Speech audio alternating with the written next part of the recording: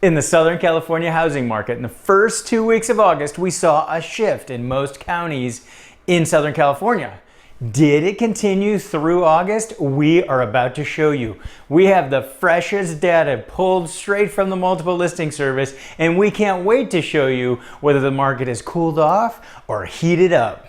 Hey there, Christian Walsh, real estate agent with Wire Associates. We help buyers and sellers and tenants and landlords in Southern California and beyond navigate these crazy days. And we're here with our every 2 week update, and we cannot wait to share the numbers with you. So we're gonna give you the median home prices, but more importantly, we're gonna show you the trajectory of the Southern California housing market. And we couldn't believe it. We were saying things were cooling in June and July, and you read about it in the news right now. But an interesting thing happened in the first 2 weeks of August, and you will not believe what happened in the last 2 weeks to finish out the month. And remember, we can't give tax or legal advice, but for the most honest and up-to-date real estate advice, subscribe to this channel. So if you're ready to dive into the Southern California market update for Orange County, LA, San Diego, Riverside, San Bernardino, and Ventura, hit that like button and let's get started.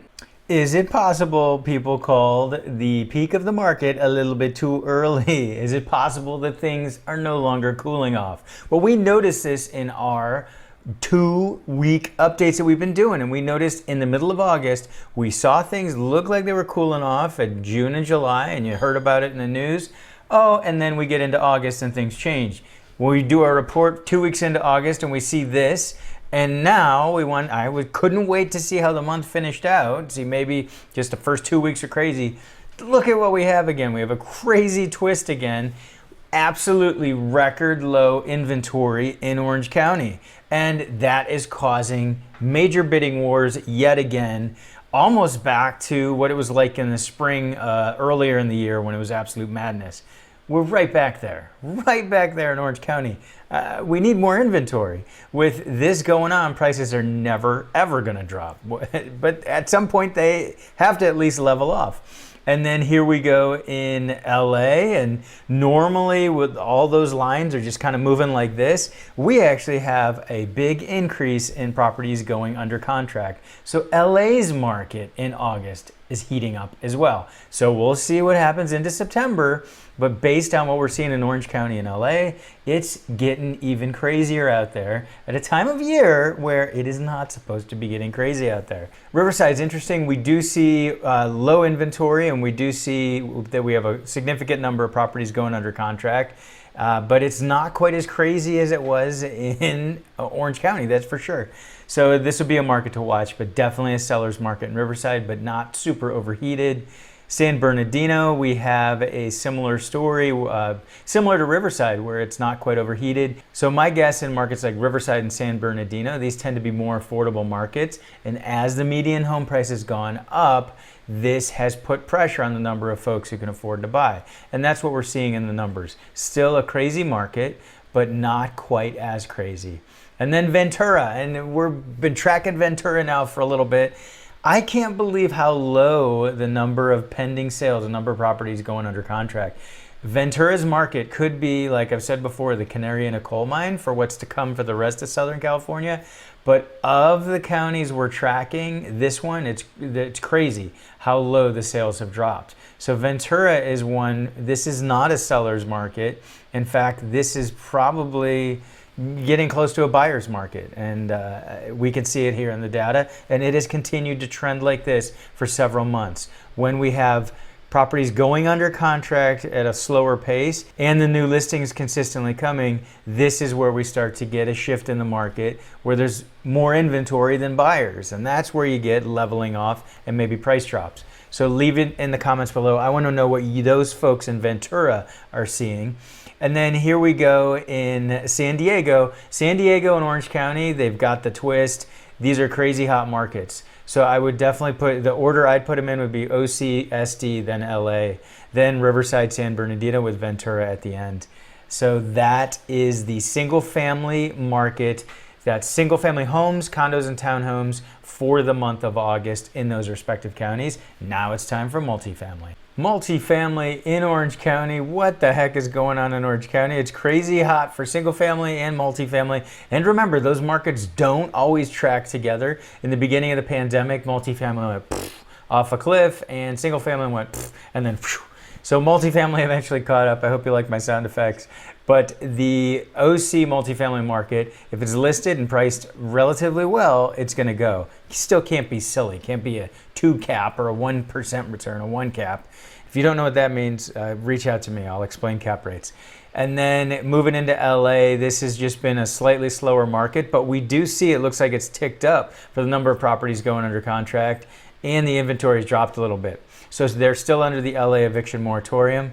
And California is still under the AB 832, by the way. So the CDC eviction moratorium covering most of the country is over, and we've done content on that. But we still, in California and local areas like Los Angeles, have an eviction moratorium in place. So that is affecting both multifamily, and that's also affecting single family for landlords. So Riverside, not a crazy hot market. Looks like a healthy level of listings. Riverside has continued to be like this. Has not been a crazy seller's market. It's still a seller's market of price, right? San Bernardino, it's interesting that with the new listings dropping and the increase in properties going under contract, this market could flip. We'll see if this continues into September's numbers. San Bernardino has been relatively uneventful up until August. So this is interesting to see.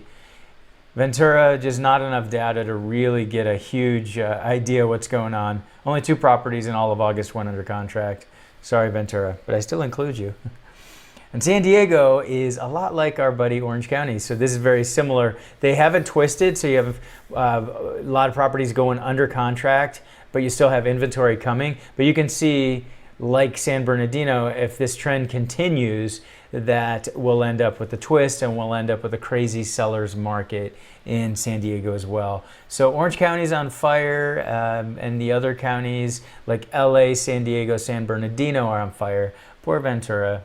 And Riverside's still a hot market. So there is your multi-family real estate summary. And of course, since we're doing the monthly data, we have to go over the median home price for the last month, for the month of August. But you know what? I don't believe the numbers yet. And I hesitate to even show them, and I'm going to explain why. I think there's a glitch in the data because the numbers are exactly the same as last month for several counties, and that doesn't make sense. So I'm going to attribute it to the fact that we're actually too fast in trying to get this data out. We'll revisit this and see later in the month, maybe middle of the month when we do our 2-week update, if maybe these numbers change, which is possible using this tool. I've seen the numbers change. Not dramatically, but I've seen it change. So what we had here in Orange, LA, Riverside, it was very peaky in June, and I expected things to drop in July, and they did.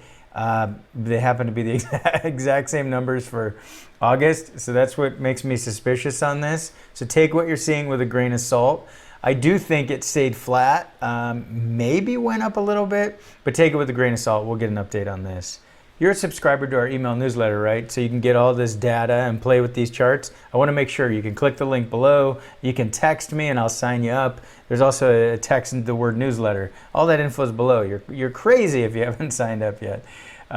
You're not really crazy. I apologize. I hope I didn't hurt your feelings. So you could see that, again, these numbers are actually changed. So we have San Bernardino, Ventura, and San Diego. So I feel like these are more accurate because they actually moved, unlike the last ones we just looked at. So it looks like just as the other counties, there was a peak in June and then a dip, which we expected based on the data. But we got a dip in some and it went up in others. Ventura went up despite the fact that their sales are way down, which is very odd. What it could mean is that basically some more expensive properties were selling and that the low end has dropped off. And we could dive in and we could actually see if that's what it is. If the low end number of properties aren't selling and it's just higher end numbers, that can skew the median. And especially when you have a huge drop off like we're seeing with smaller numbers, they can be skewed pretty easily.